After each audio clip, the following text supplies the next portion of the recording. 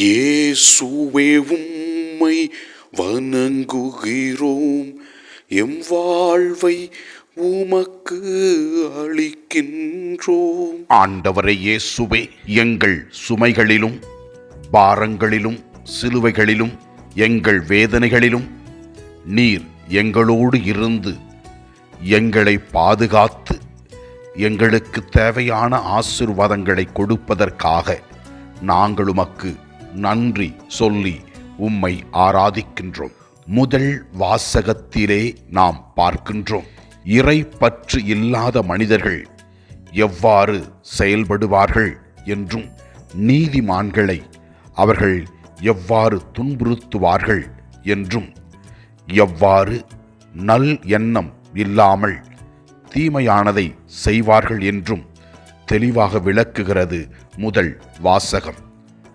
அதன் தொடர்ச்சியாக நற்செய்தி வாசகத்திலே நாம் பார்க்கின்றோம், யூதர்கள் இயேசுவை எப்படியாவது கொல்ல வேண்டும் என்று வழி தேடுவதை விளக்குகின்றது.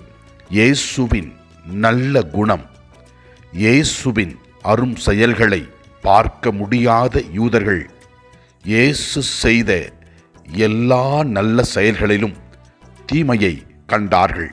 பொறாமையினால் இயேசுவை கொல்ல வேண்டும் என்று முயற்சி செய்கிறார்கள். ஆனால் இயேசு தூய ஆவியினால் வழிநடத்தப்பட்ட அவர் கடவுளின் மகனாக, நல்லவராக, நல்ல சிந்தனை உடையவராக, நல்ல செயல்களை செய்தவராக திருவிவிலியத்திலே நாம் பார்க்கின்றோம்.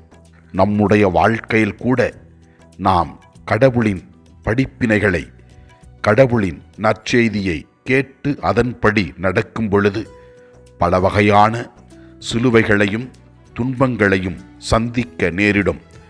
தூய ஆவியினால் நாம் வழிநடத்தப்படும் பொழுது ஆவியின் வல்லமை பெற்று இயேசுவை போல சான்று பகர அவர் துணை செய்வார். ஆண்டவரை நோக்கி ஜெபிப்போம். ஆண்டவரே, தேர்வினை எழுதி கொண்டிருக்கிற மாணவ மாணவிகளுக்கு நல்ல அறிவு தெளிவை தரும்படியாகவும் மன துணிவை தரும்படியாகவும் ஜெபிக்கிறோம். அவர்கள் நல்ல முறையில் தேர்வினை எழுத அருள் தாரும். ஆண்டவரை நோக்கி நம்முடைய தேவைகளுக்காக ஜெபிப்போம். அவர் நம் உள்ளத்தின் தேவைகளை நிறைவு செய்வார். எல்லாம் அல்ல இறைவன், தந்தை, மகன், தூய ஆவியார் நம் ஒவ்வொருவரையும் ஆசிர்வதிப்பாராக. இயேசுவுக்கு புகழ். மரியே வாழ்க. ஆமென்.